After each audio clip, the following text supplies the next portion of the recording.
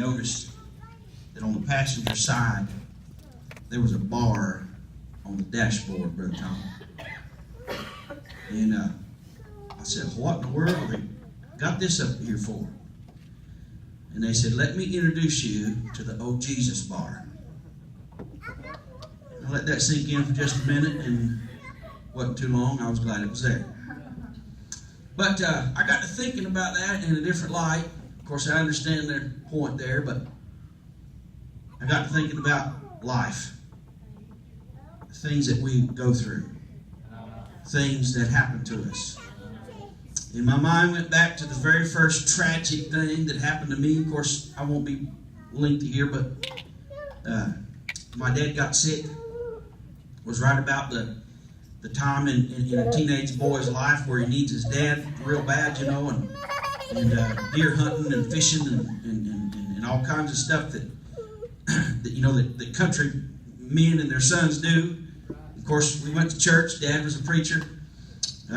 You know, he'd drive an hour, 15, 20 minutes one way to work all week long. We'd go to church every weeknight, whatever was coming up. Revival was going on. We was there every night. And if we wasn't in church at our own church on Friday nights, we'd be leaving out, traveling somewhere, preaching all weekend. And sometimes Dad drive home at night on a Sunday night after preaching somewhere, and get to bed, you know, up in the morning and maybe get a couple, 3 hours sleep, jump up and start that same cycle all over again. And the cars we drove were junk. They were pure junk. I'm telling you. Brother Sparks was talking about the cars this morning. They were junk. It was God's mercy that we made it there and back every Sunday. And we went a long ways away. And I got to think about that. And Dad wound up with the brain tumor. I don't have all the answers to that. I don't know why he did. I don't know why God didn't heal him. And he died. And when he died, I grabbed that old Jesus bar. And I said, oh, Jesus. Time goes on, and you know, the next tragic thing would be my mother. You know, pancreatic cancer. We all wound up in Martinsville, Indiana, talking to a doctor up there, and he was beating around the bush, wouldn't answer nobody's question. Finally, I said, Doc, and it's just the way I am, Doc, we need an answer, and I understand your statistics and all of that, but I said, we need an answer. How long does she have? And he told us, to the very day. I was standing over a casket looking at what was left of her. And I grabbed the Oh Jesus bar. And that's all for the tragic sides. And that's all for the negative, hard times that we go through. I look at life now. I've got a 17, almost 18-year-old, and I'm grabbing the Oh Jesus bar, okay?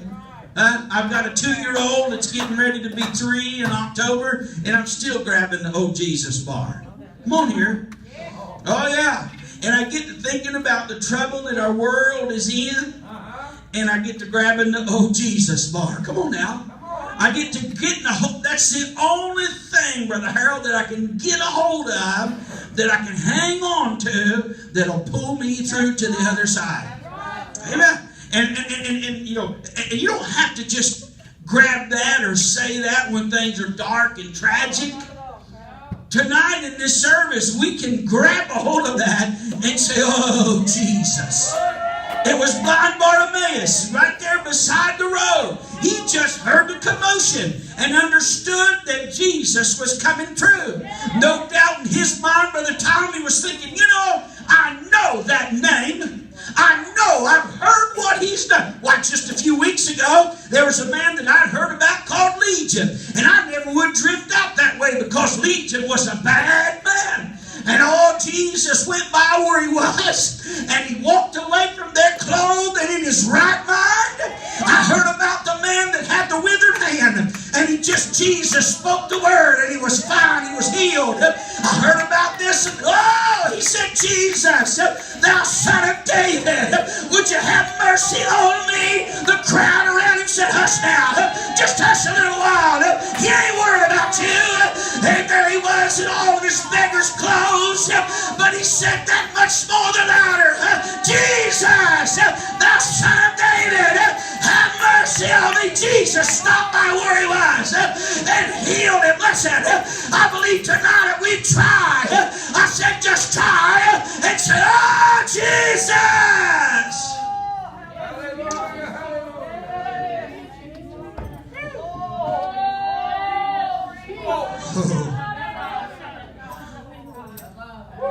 You know, sometimes it just depends on how you say it.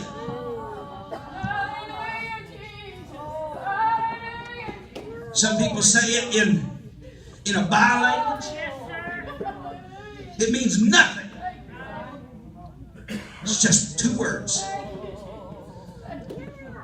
And I've heard some people, and I've done it myself, Sister Kim, down the side of the bed or in between the couch cushions, crying out to God. And the only thing I could say was, oh, Jesus. Oh, it comes from somewhere that you didn't even know existed. It comes from a place that you knew was there, but it comes from a deep sense. It comes from a place you begin to reach down inside there, and you have to feel. It had to be the same thing that Bartimaeus felt when something welled up and he cried that much more the louder. Oh, Jesus, thou son of, listen. He realized that if Jesus couldn't do it, nobody would get it done. I'm going to tell you something tonight in this service. Some of you sitting in this room tonight, and you're not trying a bit more than nothing to save your life or the life of your children, then nothing in this world. You better be saying, oh, Jesus, or you're going to be saying, oh, Jesus, in a different light. Oh, yes. Oh, yes. Hallelujah. I'm going to tell you something. I've had some pretty rough circumstances. Oh, yeah. Much like the rest of you. And I don't want to be too transparent here, but believe it or not, I stand here somewhat a very, very miserable man. Pastoring a church, some of the best people in the world going to it.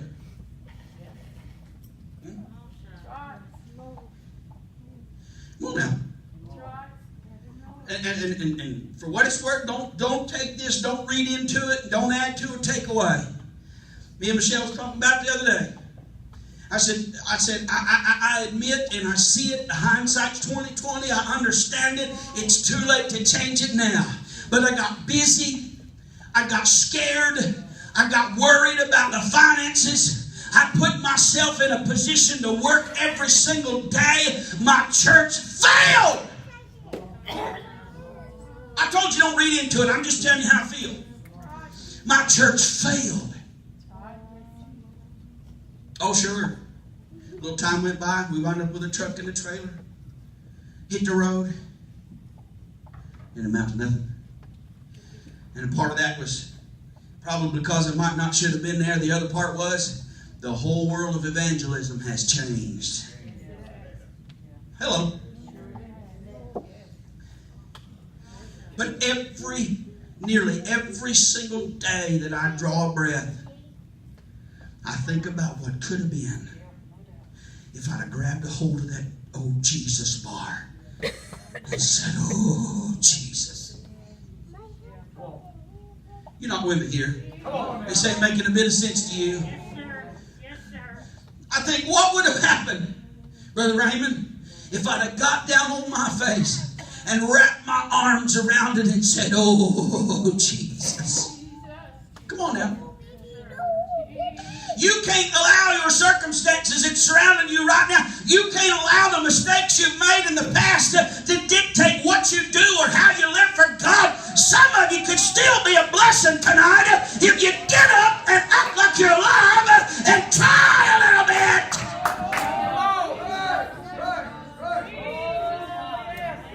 What was it Paul told Timothy?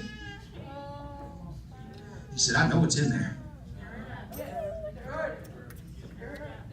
He said, I know what's in there. Oh, God. Boy, I feel good here. But if he told him, Paul was pretty much Peter's mentor. He was the one that had anointed him and prayed over him. Yeah. Timothy, Paul and Timothy.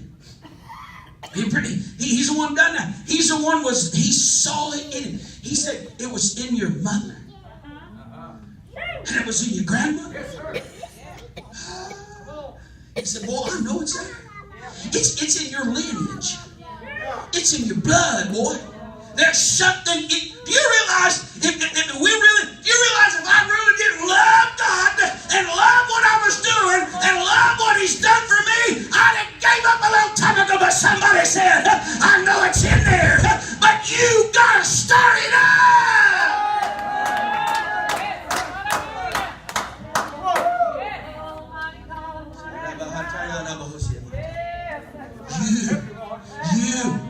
You. Now, you know what? I've said things like this before, and folks have met me at the back of the door and said, you meant that for me, didn't you? Yes, I did. Lace her up, brother. Sister, put it on. The shoe fits, wear it. I'm talking about eternity. I'm talking about your life and the life of your children. I'm talking about reality. I'm telling you, we better get alive. We better look alive. We better say, oh, Jesus.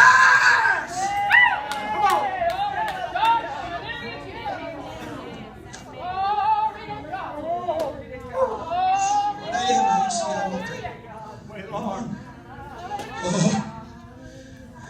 You see, Sister Kathy, we can say, oh, Jesus. Have a little bit of shout. Or we can say, oh, Jesus. Ah! Which way you going to say it? Come on. Hallelujah. You know what? I could get a hold of this man's hand. There's nothing between me and him. You understand? But I could get a hold of him and say, I'm sorry. How would he take it? Same way you did. But I could go to him. I could say, hey, I'm sorry. I'm sorry. You understand? Huh? I could go to Jesus and I could say, oh, Jesus. I could be angry. You see, we get angry with God because decisions we've made. We get mad at God and we sit and we pout and we absolutely don't even look like we're alive because decisions we've made. We can look at him and grit our teeth and say, oh, Jesus. We could act like the man or woman we think we are, act like we are. So, oh, Jesus. I'm going to tell you, it feels better to say it the other way. Amen. Oh, Jesus. Oh, I don't know where the verse is right now. Wish I could remember it. The Bible said, the verse said exactly like this. He is precious. On here. I'm going to get out of the way here. It's what was on my heart. Oh, Jesus. Oh.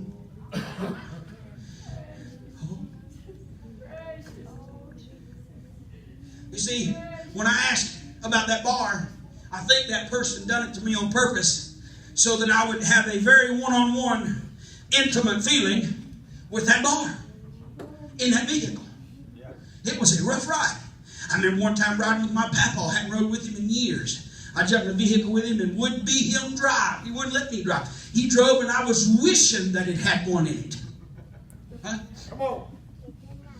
Listen, we're on a ride of our life right now. Right. Ride of our life. I've often been going down the road. I do a whole lot of driving. I've made a living doing it for a long time. And Brother Mitchell, many times I've looked at that line that separates us. I remember one time working for the Allen Company. I'm about to quit here, but I was working at the Allen Company, And they said it was second shift. Buddy, I don't know what you'd call that. I went in there at about 1 o'clock in the afternoon, and about 5 o'clock in the morning, 6 o'clock in the morning, getting on close to daylight, I was trying to drive home. They'd done that for weeks. They told me for a week I run the loader, feeding that plant. Man, it was a hungry thing too.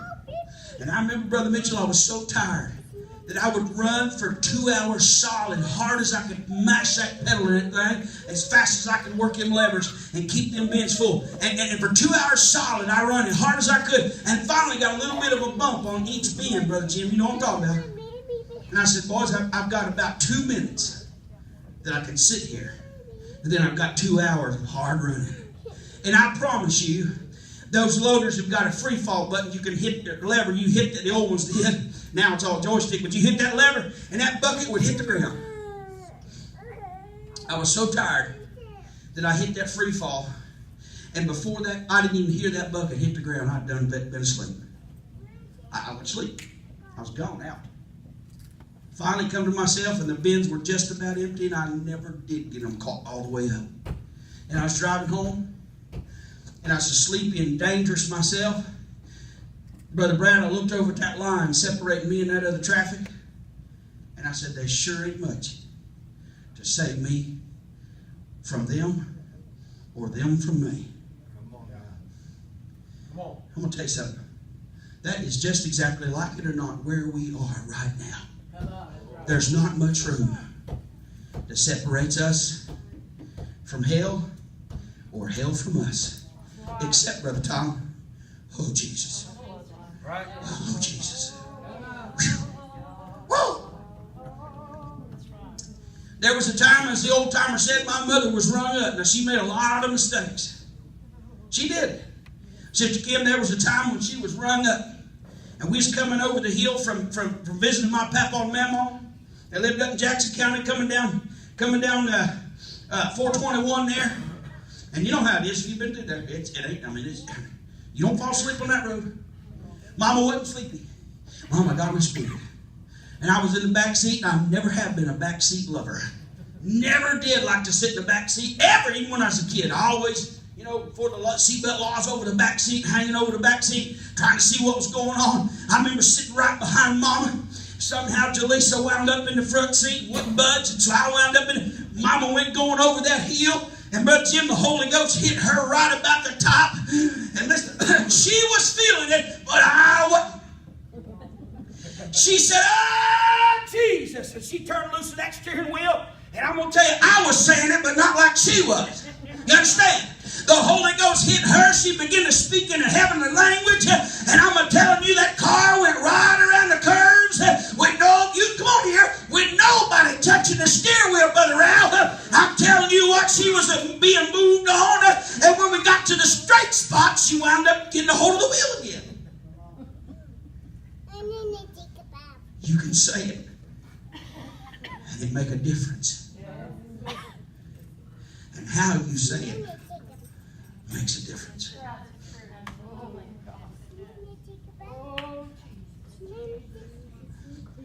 Brother Sparks, I understand. I have tried to figure it out. Brother Sparks talking one Sunday morning, 2 or 3 ago, about putting God first. And things falling in place or whatever. I told Michelle, I said, I don't understand that. I said, it seems like that's all we've done is put him first. And it seems like sometimes we've fell more farther behind. And you look across at somebody that don't even go to church. Don't have nothing to do with God. Matter of fact, laugh in his face. And boy, it just happens. It just clicks right along. But I wonder how they're saying, oh, Jesus. I wonder how they will say, oh, Jesus. I'm going to quit now that I've killed it. I want to tell you something. Are you hearing what I'm telling you? If you want to ask me at the back, matter of fact, just go ahead and ask me now if you want to, if this is for you. Yes? Come on. Yes? It is. And I'll tell you something else. It's not just for you. It's for me. That's right. Hallelujah. God hit me with it first. My brain went off on what was wrong in America. All the sorry, rotten news that I hear. Huh? Come on, you hear the left side talking and it makes you want to puke. Yeah. You hear the right side talking and they're just enough on the right that you can tell the difference. That's about it. They're just as sorry as the rest of them. Huh? Spouting off news and spouting off their opinions. I'm telling you, there was a time you click on the radio and it was kind of interesting to listen to. Now it's the same thing as yesterday. It's the same thing over and over. Where's your plumb out? You get to thinking about that, and I was thinking about that and everything that happened, and I said, oh, Jesus. I thought about my babies, my wife even, my responsibilities. And I realized real quick, something just hit me that I wasn't quite as big as I thought I was. Not that I ever thought I was somebody. But all of a sudden, Brother Ralph, I think I saw myself like he sees me. Come on here.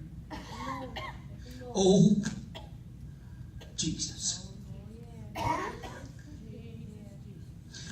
many would like to talk to, we can't call him blind Bartimaeus anymore, but how many would like to talk to Bartimaeus and say, is there any possible way that you can explain to me how that felt? Come on.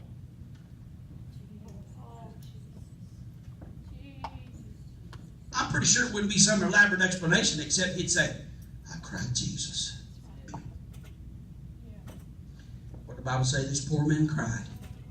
And he hurt me. Oh. Oh. Oh. Oh, Jesus.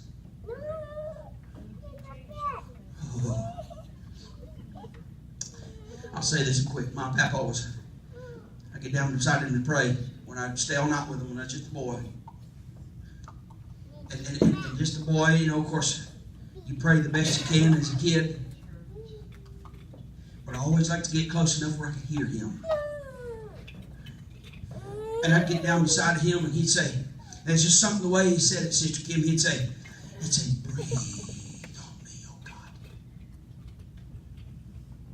And I'd listen to Sister Pauline, he'd say, breathe on me, oh God. There's something about it got to me. One time, I got to study on that. After I got called to preach a little bit, I said, what does he even realize what he's saying? I got over and started digging just a little bit and found out that the word breath in the Old Testament, the word breath simply meant a blast of inspiration. I thought my poor papa didn't even know what he was saying, but he knew what he wanted to feel. And I thought, my God, if he could have ever understood what he was really asking for, oh, what, listen, can I tell you what we ought to be saying? It's, oh, Jesus, would you breathe on me and grant me a blast of inspiration? That's what we need tonight, is a blast of inspiration.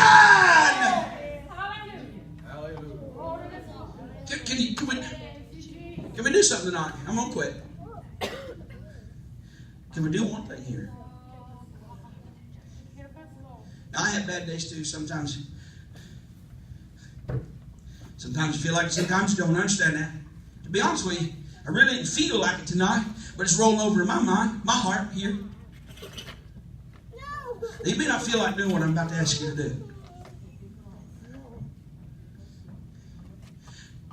Could we all stand and together lift our hands and simply say, oh, Jesus. Can we do it tonight? You know why God pinpoints us? You know why God points in our direction? Because He still loves us. Because He still cares about us. You may say, I went too far and crossed a line. God's not going to deal with me. God's not going to move on me. God's not going to touch me. That's not true. But if you just with all your heart reach down, you'll be surprised what God can do if you simply say, oh, Jesus. Come on, folks, let's do it together as a church here. Oh, Jesus. Come on, let's worship Him.